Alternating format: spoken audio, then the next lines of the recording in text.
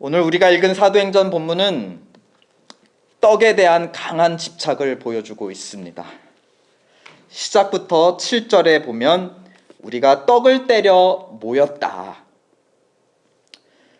그렇게 밤늦도록 모임을 갖다가 3층 창가에서 졸던 청년 하나가 그만 땅에 떨어져 목숨을 잃고 말았습니다. 낙사한 것이었죠. 그러나 다행히 그는 다시 살아났고 모두 안도의 한숨을 쉴 수 있었습니다. 보통 이런 모임 중에 이런 큰 불상사가 일어나면 어떻게 해야 하는 게 정상적일까요? 빨리 수습하고 모임을 파하는 것이 정상적일 것입니다. 그런데 11절을 보시면 그 후에 뭐라고 기록되어 있습니까? 올라가 또 떡을 떼어 먹고 오랫동안 날이 새기까지 이야기했다. 왜 이러는 걸까요? 왜 이토록 떡에 집착하는 걸까요? 먹고 또 먹고, 사람이 정말 큰일 날 뻔했던 사건이 있고 다행히 살아났으면 빨리 모임을 흩고 조심하고 돌봐야 되는데 왜 또 떡을 떼고 이러는 것일까요? 사도행전을 통틀어서 떡을 떼는 장면, 먹는 장면이, 식사를 같이 하는 장면이 3번 나옵니다. 2장, 20장, 오늘 20장, 그리고 27장, 이렇게 3번 사도행전의 시작과 또 중간과 끝에 떡을 떼는 장면이 나오는 것이죠. 2장에서는 어떤 배경에서 떡을 떼어 먹었는가? 이제 예수님께서 죽은 자 가운데 부활하셨고 하늘에 오르셔서 영광을 받으셨습니다. 영광을 받으신 증거로 성령을 제자들에게 부어주셨죠. 그래서 성령을 받은 사도들이 힘있게 예수는 부활하신 주님이다 증거하였고, 그 능력, 그 말씀이 진실되다는 것을 여러 이적을 통해서 사람들 앞에 보였습니다. 그러자 오순절을 통해 예루살렘에 많이 모였던 유대인들 중에 3,000명이나 되는 사람들이 그날 예수님을 믿고 세례를 받았습니다. 믿고 나서 이 사람들이 처음으로 무엇을 하였는가 하였더니 2장 42절, 그들이 사도의 가르침을 받아 서로 교제하고 떡을 떼며 또 오로지 기도하기를 힘썼다 하였습니다. 그러니까 말씀을 받고 떡을 떼며 교제하고 기도했다. 마치 예배드리고 친교를 나누고 그리고 기도로 마무리하는 그런 오늘 우리의 주일 모임과 닮아 있습니다.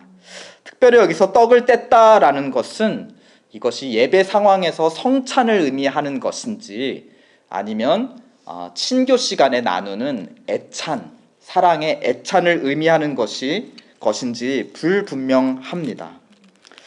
참고로 이 초기 교회들은 예배 시간 때 성찬을 하기보다는 예배 말씀 듣는 시간을 끝나고 나서 이제 입으로 교제하는 시간 때 애찬을 나눠 먹었습니다. 그래서 나눠 먹는 중에 이제 리더가 앞장서서 중간에 성찬을 이끌기도 하고, 오늘날 같이 아직 그렇게 예배 형식이 구체화되지는 않은 때였습니다.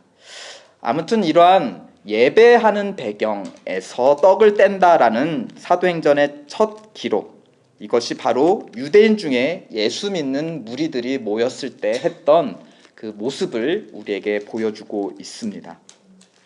그런 중에 오늘 또 떡을 떼며 교제하는 장면이 중간에 20장 오늘 본문에 나왔습니다. 오늘 말씀을 비교해보면 2장과 20장을 비교해보면 비슷한 점들이 몇 가지 있죠. 먼저는 오늘 본문에도 보면 사도의 가르침, 아까 2장에서는 특별히 사도 베드로가 주도해서 가르침을 주었다면 오늘 20장에서는 사도 바울의 주도로 가르침을 주고 있습니다. 또 하나 비슷한 점은 본문에 분명하게 구체적으로 나오지는 않지만 우리가 또한 기도의 요소도 찾아볼 수 있습니다. 어디서 찾아볼 수 있는가? 20장 10절에 보면 유도고가 죽은 것이 확인되었을 때 10절, 바울이 내려가서 그 위에 엎드려 몸을 안고 말했습니다. 떠들지 마라, 생명이 그에게 있다 하였습니다. 이러한 장면은 사실 구약 선지자 중에 엘리야와 엘리사도 행했던 것인데요. 죽은 자 위에 몸을 얹고 그들은 기도하였을 때 그 죽은 자가 되살아났습니다. 또 가깝게는 사도행전 9장에서 베드로도 어떤 도르가라고 하는 여제자가 죽었을 때 그 위에 손을 얹고 기도하여 여제자가 살아나 많은 사람들이 위로를 받았다 하였습니다. 그러니까 여기 바울도 단순히 죽은 자를 안고 있는데 숨이 돌아와서 난리치지 마라, 살아있다라고 한 것이 아니라 분명히 생략되었지만 그는 기도하였다라는 것입니다. 사도행전 초기부터 말씀과 능력이 함께 나타나면서 그 말씀이 참된 것임을 성령은 짝지어서 증거하셨기 때문입니다. 여기 한번 2장과 20장 두 떡되는 장면을 비교해 볼 수가 있습니다. 비슷한 점들이 있죠. 그런데 다른 점들도 있습니다. 2장에서는 그들이 첫 믿었던 성도들이 어느 날 모였는지에 대한 날짜에 대한 기록은 불확실합니다. 어쩌면 그날은 토요일 날 모였을지도 몰라요. 왜냐하면 처음 믿은 예수님의 성도들은 대부분 유대인들이었기 때문이죠. 그들에게 그 유대인들이 주로 모이는 거룩한 날은 당시에 일요일이 아니라 토요일, 그들이 안식일이라고 부르는 날이었기 때문입니다. 그런데 20장에 보면 언제 모여서 떡을 떼고 말씀을 나누었는지 분명하게 밝히고 있는데요. 7절 시작에 보면 언제였죠? 그 주간의 첫날이다. 언제일까요? 우리 달력을 보면 한 주의 시작이 월요일이 아니라 가장 첫 번째 날이 일요일입니다. 일요일이 바로 첫 주의 시작. 이들은 일요일 날 모였다라는 것입니다. 오늘 요 본문은 일요일 날 예수 믿는 자들이 모여서 말씀을 듣고 떡을 떼며 기도하였고 교제하였다라고 하는 일요일 모임, 주일 모임에 대한 어떻게 보면 가장 초기의 증거이고 기록이라는 점에서도 의미가 있습니다. 우리 2장은 한 30년에 일어난 사건이었는데요. 오늘 20장은 약 56년에 일어난 사건입니다. 그러니까 한 26년이 지나면서 이제 점점 그리스도인들이 어느 날짜에 모임을 갖기 시작했다라는 것을 우리에게 알려주느냐. 어쩌면 이제 토요일에서 일요일로. 왜 그런가 하면 이제 복음이 유대인에게서 이방인에게로 전해지게 되고 또 예수 믿는 유대인들도 믿지 않은 유대인들과 자신들을 점점 구별해 가기 시작하면서 이들은 점차적으로 주일날 모임을 가지며 자신들을 구별하기 시작했다라는 것입니다. 그런 점에서 2장과 20장의 떡을 떼는 장면에 가장 크고 또 유의미한 차이점이 있다면 저 표에서 마지막 부분인데요. 바로 예배자들의 차이가 있습니다. 2장에서 모여서 예배드린 사람들은 다 유대인들이었어요. 유대인들 중에서 예수를 그리스도로 믿는 자들. 그러면 20장에서 예수님 믿는 사람들은 누구일까요? 7절에 보면 그 주간의 첫날에 우리가 떡을 떼려 하였다. 여기서 우리는 누구일까요? 이 사도행전의 저자는 누가인데, 그리고 누가는 바울을 따라다니며 함께 선교여행을 다녔습니다. 그래서 사도행전에서 그는 바울과 자기 자신을 지칭할 때 우리라는 표현을 계속 사용하고 있어요. 일관되게 사용하고 있기 때문에 여기서도 우리라 하는 것은 저자인 누가 자신과 그리고 사도 바울을 의미하고 있습니다. 누가는 이방인이었어요. 바울은 어느 민족 출신이었죠? 그는 유대인 출신이었습니다. 어떻게 보면 지금 유대인 바울만 있는 것이 아니라 적어도 누가라고 하는 이방인이 이 모임에 들어와 있습니다. 또 누가 있을까요? 오늘 9절에 보면 유도고라 하는 그 유명한 청년이 여기에 나옵니다. 이 유도고라는 이름은 그리스식 이름이에요. 그리고 그 뜻은 행운아라는 뜻입니다. 그래서 떨어졌다가도 다시 살아나는 그 이름대로 정말 살아간 것일까요? 보통 이러한 이름들은 사람의 고유한 이름이라기보다는 약간 그 종들에게 붙였던, 우리 강아지한테 해피라고 부르는 것처럼 어떤 사람을, 야, 너 내가 사왔으니까 너 행운을 갖고 돌아와. 내가 시키는 일마다 행운이 따르길 바래. 뭐 이런 식으로 주인이 그냥 뭐 아무개 하고 붙여주는 약간 별명식의 이름이기도 합니다. 그러니까 우리는 정확히는 알 수 없지만 이 사람이 노예 출신은 아니었을까라는 추측을 해보게 되는 것이죠. 또 그 외에 어떤 사람들이 이 모임에 있었냐 하면 12절을 보니까 사람들이 살아난 청년을 데리고 가 적지 않게 위로를 받았다 하였습니다. 이 사람들은 누구였을까요? 우리의 본문 앞에 6절을 보시면 바울과 누가의 그 행적이 있는데, 빌립보에서 배로 떠나 닷새 만에 드로아에 있는 그들에게 가서 7일을 머물렀다 하였습니다. 지금 바울과 누가가 있는 곳, 그래서 모임을 가졌던 곳, 유두고를 살렸던 곳은 바로 드로아라고 하는 도시였습니다. 드로아는 어떤 사람들이었을까? 드로아는 오늘날 터키의 가장 서쪽 지역인데요. 바다 건너면 그리스가 있는 거고, 동쪽으로 가면 오늘날 아시아, 당시의 로마 사람들에게는 아시아라고 하는 터키 사람들, 또 시리아 사람들이 살던 지역이었습니다. 그러니까 동쪽으로는 아시아, 또 서쪽으로는 그리스, 그 양쪽 경계선에 있던 해변 도시였기 때문에 여기에는 두 민족들, 적어도 아시아인과 그리스인들이 모여 살았던 도시였죠. 그리고 또 그 위에 5절을 보면 바울보다 먼저 가서 드로아에서 바울과 우리라고 하는, 바울과 누가를 기다리던 일행들이 있었습니다. 그들은 누구인가 했더니 그 위에 4절을 보면 아시아까지 함께 가는 자, 지금 드로아라는 아시아까지 함께 가는 자는 베레아 사람, 브루고의 아들 소바더와 데살로니가 사람, 그리고 밑에 더벳 사람, 그리고 아시아 사람, 이렇게 기록이 되어 있습니다. 베레아, 데살로니가, 더베 이런 지역들은 그리스 지역 사람들이에요. 그리고 또 아시아 사람들도 같이 있었다. 그러니까 이 드로아에 모여서 떡을 뗐던 사람들은 유대인 바울 외에는 다 대부분 이방인들, 그리스인들, 또 아시아인들이었다는 것입니다.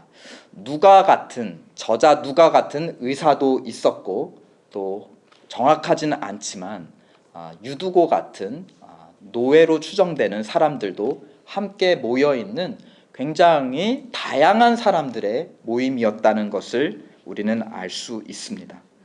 근데 원래 이들은 사실 유대인이었던 바울과는 굉장히 전혀 상관이 없는 멀리 있던 사람들이었죠.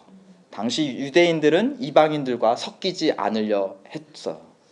그런데도 불구하고 어떻게 이 드로아라고 하는 낯선 도시에서 유대인과 또 그리스인과 아시아인, 또 누가와 같은 의사와 유두고 같은 노예, 다양한 사람들이 한 자리에 모여서 이토록 떡을 떼서 같이 먹기를 열심히 하고 있단 말인가. 이들은 어떻게 이 한 자리에 다 드로아라는 곳에 모여 떡을 떼 먹게 되었는가 하는 것입니다. 우리는 그것을 위해서 한 6년 전으로 돌아갈 필요가 있는데요.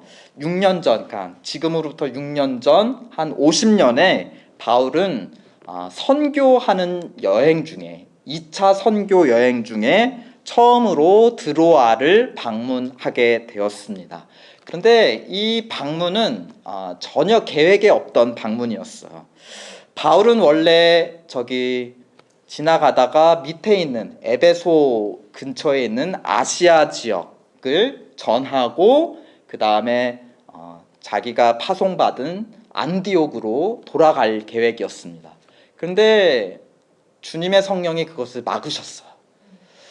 그래서 안 되겠다 하고 이번에는 저 위쪽에 비두니아라고 하는 오른쪽 지역으로 올라가서 이제 돌아오려고 했어요. 근데 거기도 막으신 거예요. 그러니까 좌로 아시아로 가려고 했는데도 막으시고, 또 오른쪽 비두니아로 가려고 했는데도 예수님의 영이 막으셨다 했습니다. 그러니까 좌로 가고 오로 가고 안 되고 지그재그 갈지자로 가다가 밀려서 계속 가서 이른 곳이 어디라는 거죠? 바로 드로아라고 하는 그 해변 도시였던 것입니다. 근데 거기 갔을 때 유명한 사건이 일어나죠. 밤중에 주님께서 그에게 환상을 보여주시고 바다 건너 마게도냐, 그러니까 그리스의 북쪽 지방에 있는 사람이 나타나서 와서 우리를 도와달라라고 간청을 합니다. 꿈속에서 이 환상과 목소리를 들은 바울은 무엇이라고 고백하느냐? 하나님이 저 사람들에게 복음을 전하라고 우리를 부르셨다는 것을 인정하게 되었다 하였습니다. 나는 아시아 사람 혹은 비두니아 사람한테 전하고 돌아갈 생각이었는데 드로아에 가보니까 내 계획보다 어떻게 해요? 더 멀리 서쪽에 있는 그리스 사람들에게까지도 복음을 전하라는구나 라고 주님의 뜻을 알게 되었다. 그리고 바울은 어떻게 했다는 겁니까? 자기의 원래 계획을 내려놓고 주님의 뜻을 받아들이기로 인정하고 결심했다. 그래서 바울은 바다를 건너 원래 계획에도 없던 그리스 지역, 빌립보, 더베 내려와서 고린도 그리고 아테네 이런 데를 돌아서 복음을 전하고 교회를 세운 뒤에 그는 돌아갈 수 있었습니다. 근데 돌아가서 얼마 안 돼서 예루살렘과 유대 지역에 큰 가뭄이 일어났고, 원래 첫 성도였던 유대인 성도들이 배고픔으로 큰 어려움을 겪고 있다는 소식이 들려왔습니다. 그래서 바울은 3차 여행을 떠나게 되었습니다. 이방인 교회들을 다니면서 그들에게 구제 헌금을 받았습니다. 우리에게 처음 복음을 전해주었던 우리의 형님 교회된 지금 유대인들의 교회가 어려움을 겪고 있다. 우리는 민족과 혈통은 다를지언정 그리스도 예수 안에서 하나다. 그래서 바울은 이방인 교회들을 다니면서 자발적으로 구제 헌금을 받았어요. 자신만 돈만 받아서 예루살렘에 가서 전한 것이 아니라 우리 오늘 4절과 5절에 있는 것처럼 각 그리스 교회의 아마 회계 담당자들이었던 것 같아요. 그들을 대표로 한 사람씩 데리고서는 함께 예루살렘으로 가려고 하였습니다. 그래서 그들을 지금 다 어디서 모여서 가기로 한 것이었냐? 드로아라는 곳에 모여서 지금 다 모이기를 기다렸다가 같이 떠나려 했던 상황이었습니다. 그래서 이 드로아에 있는 현지 성도들과 또 그리스에서 온 각 교회 대표들 그리고 바울의 제자였던 누가가 함께 모여 지금 드로아에서 떡을 먹는 장면이 바로 오늘 20장의 장면인 것입니다. 바울의 이러한 행보는 유대인들에게는 사실 극혐이었어요. 극혐. 왜냐? 십자가에서 율법 아래 저주받아 죽은 예수를 지금 그리스도다라고 떠들고 다니는 것도 미운데 지금 바울은 어떻게 하려고 하고 있죠? 자꾸 이방인들을 받아들여요. 그리고 유대인들과 자꾸 손을 잡게 하고 함께 떡을 먹게 하려고 지금 노력하고 있습니다. 앞으로는 지금 예루살렘까지 가서 예루살렘에 있는 원래 본교회 출신들하고도 이방인들하고 같이 교제를 하게 하려고 지금 계획 중에 있는 것이에요. 그래서 바울을 뒤따라 다니며 그를 죽이려 하고 있던 유대인들도 지금 많았습니다. 지금 이 상황에서 바울은 이미 알고 있었어요. 예루살렘에 가면 자기는 유대인들에게 붙잡혀 큰 고난을 당하고 혹은 죽음까지 당할 수 있다라는 것을 그는 이미 알고 있었습니다. 그런 바울에게 이 드로아는 또 한 번의 선택의 장소가 되었어요. 언제 한 번 선택의 장소가 되었죠? 50년 전 50년에 처음 드로아에 왔을 때, 원래 나의 계획은 여기까지 하고 돌아가는 거였는데 주님께서 환상 중에 바다 건너까지 그리스 사람들에게까지 복음을 전하라고 부르셨어요. 바울은 선택해야 했죠. 내 원래 계획대로 할 것인가? 아니면 주님께서 이렇게 보여주신 대로 내 계획에도 없던 더 멀리 있는 사람들에게까지 이걸 전해야 되는 걸까? 그때 바울은 무엇을 선택했습니까? 멀리 있는 사람들에게까지 떡을 떼는 이 교제의 모임을 확대하자.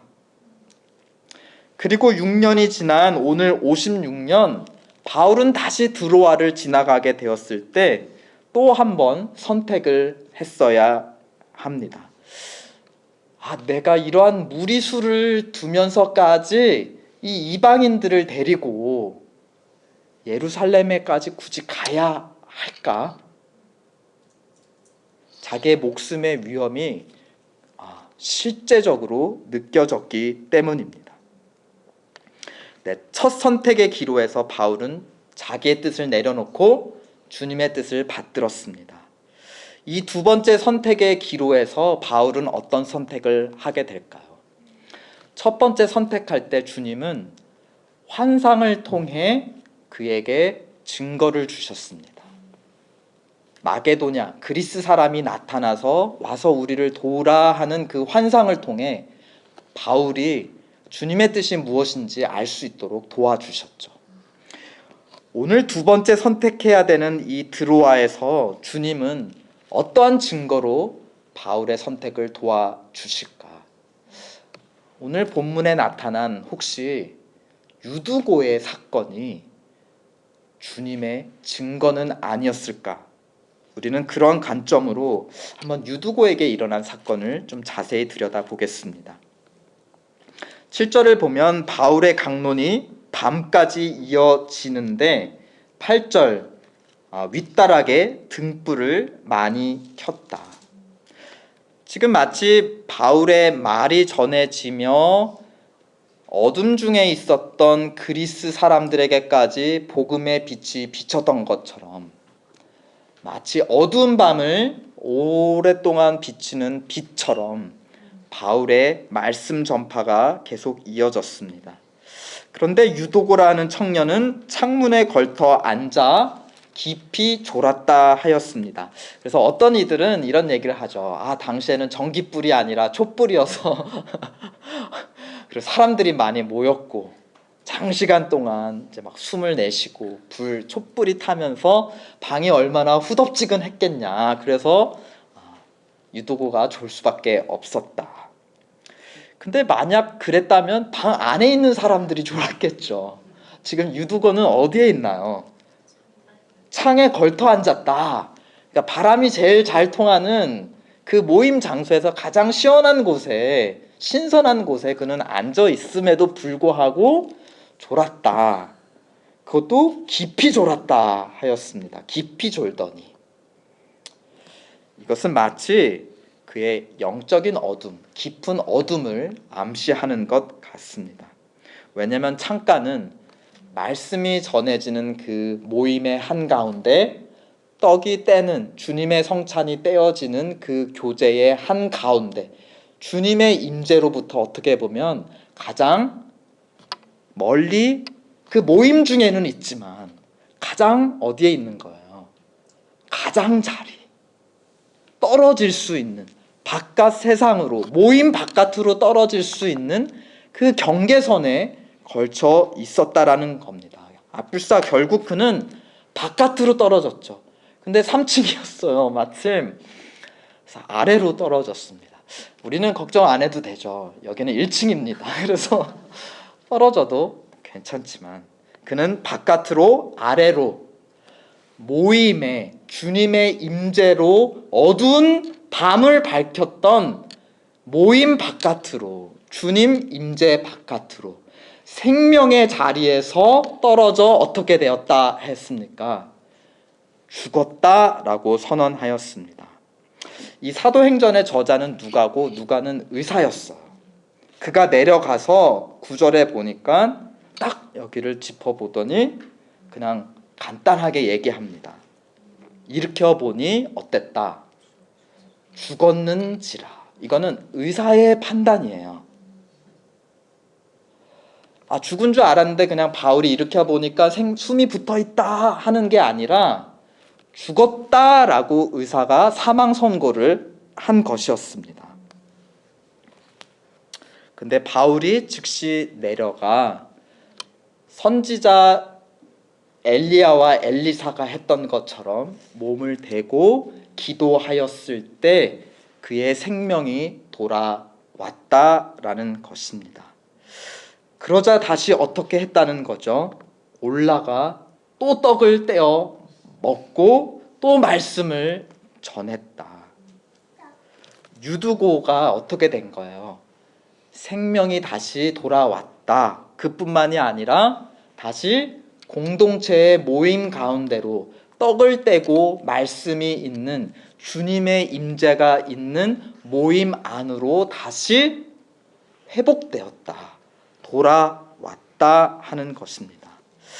바울에게는 사실 이 유두고에 일어난 사건이 그가 지금까지 주님을 전하는 택한 그릇으로 부름받아 이제까지 수고했던 모든 수고를 요약하는 사건이기도 하였습니다. 주님이 그를 처음 부르셨을 때 그에게 이런 말씀을 주셨다라는 것을 사도행전 26장에 나중에 어떤 왕에게 이렇게 간증을 합니다. 이스라엘과 이방인들에게서 내가 너를 구원하여 그들에게 보내어 그 눈을 뜨게 하여 어둠에서 빛으로. 지금 유두고는 어떻게 되어 있어?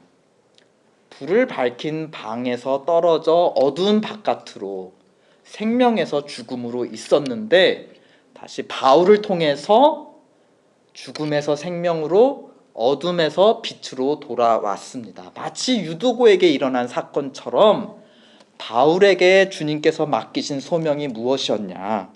어둠에서 빛으로 사단의 권세에서 하나님께로 돌아오게 하고 죄사함과 나를 믿어 거룩하게 된 무리 가운데서 기업을 얻게 하리라. 그러니까 어떻게 보면 지금 드로아에서 떡을 떼고 있는 자들, 저마다 유두고 같던 자들이었죠.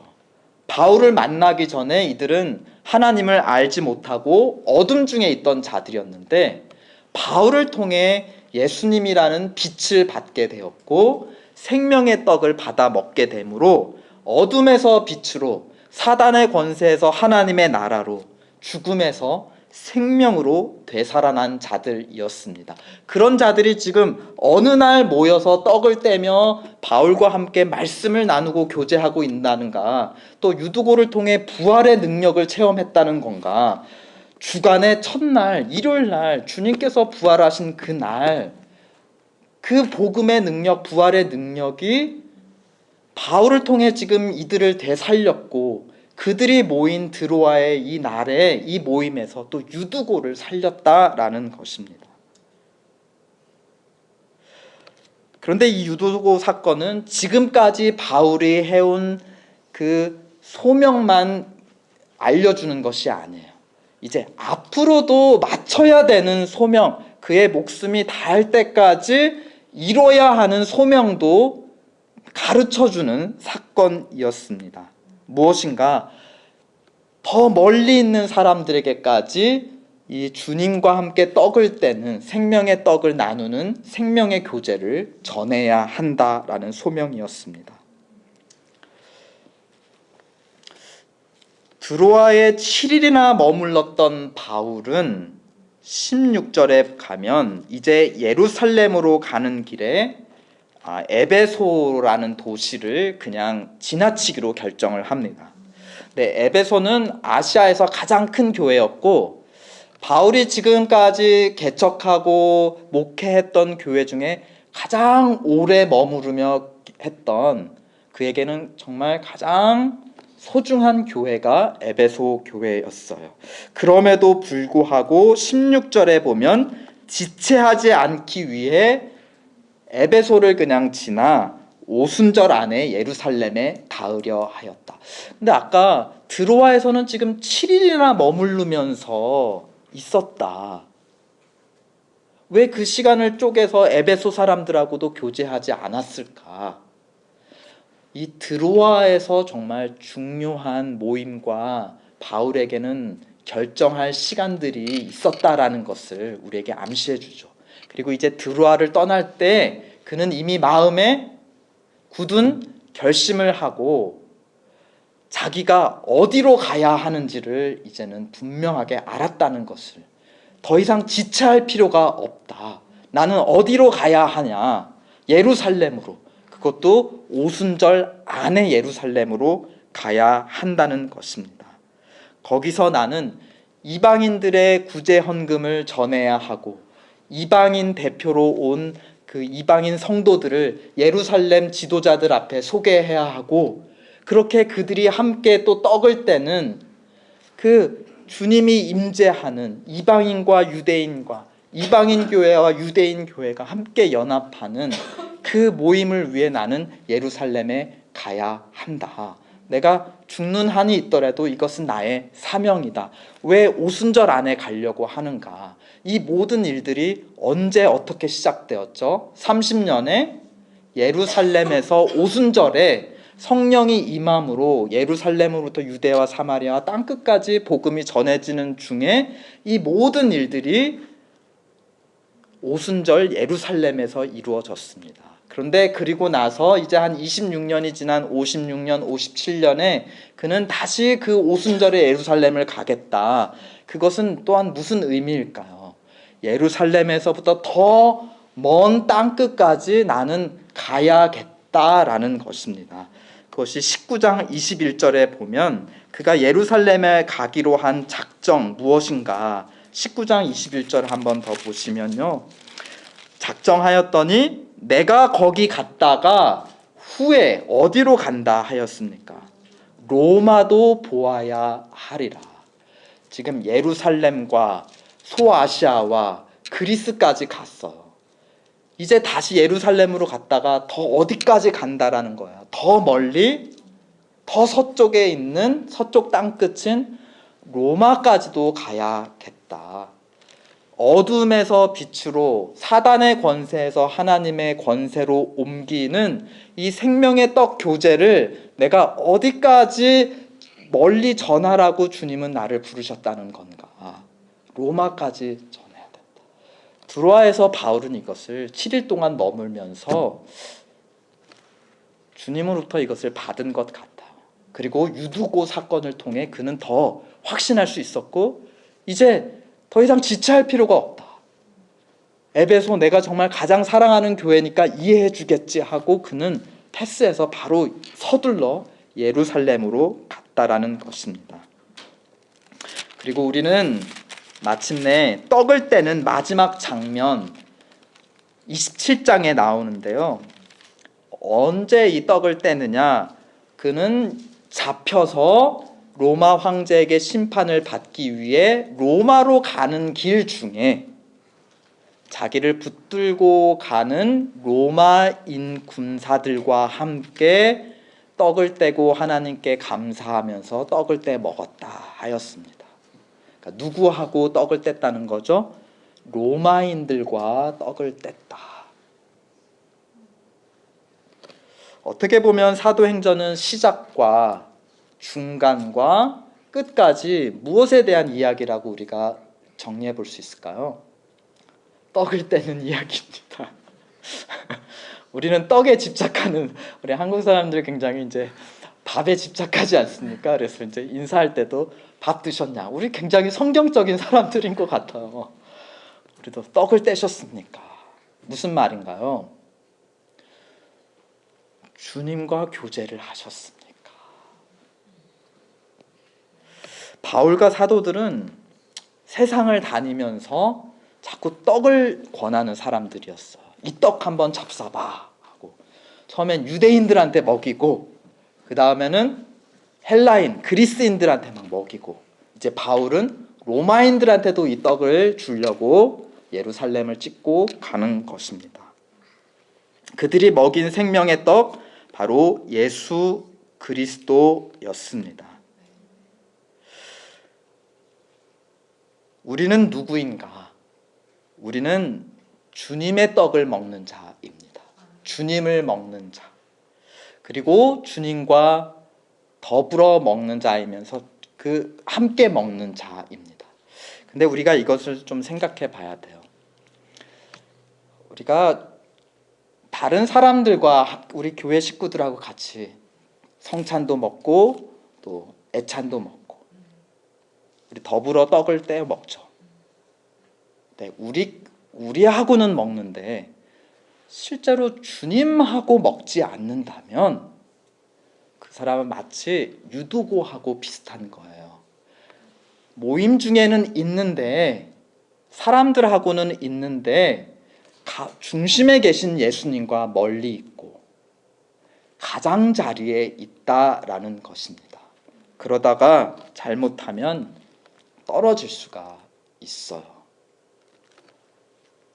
안으로 들어오셔서 주님과 가까이 교제하십시오. 매일매일 주님과 더불어 교제하십시오.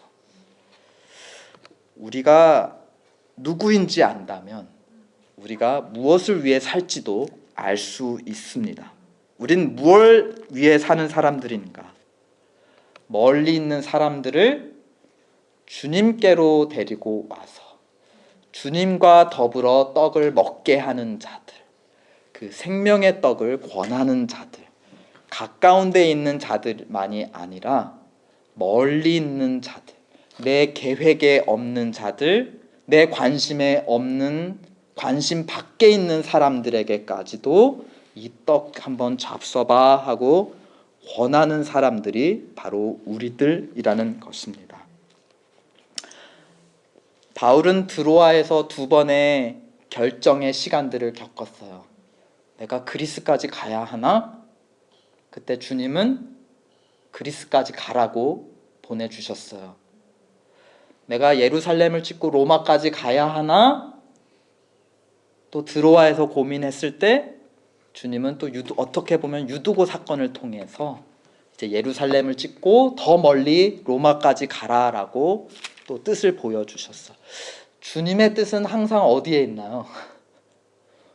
멀리 가면 항상 주님은 항상 예스 해주셔요. 멀리까지 이 떡의 교제를 전하는 거에 주님은 항상 기뻐하시고 길을 열어주십니다. 우리는 먼저는 주님과 더불어 떡을 먹는 자고 그 자리로 사람들을 초대하는 자입니다. 떡을 먹는 교제와 그 먹는 교제로 사람들을 부르러 나가는 선교는 사실은 일체 하나라는 것입니다. 오늘 예배 후 우리 또 떡을 함께 나누는 공동체가 될 텐데요. 오늘 친교 음식은 뭡니까? 햄버거를 준비한 것으로 아는데요. 햄버거가 아니라 떡을 떼 먹어야 될 것 같습니다. 우리 모임 가운데 주님의 임재가 넘치기를 예수님의 이름으로 축원드립니다. 아멘.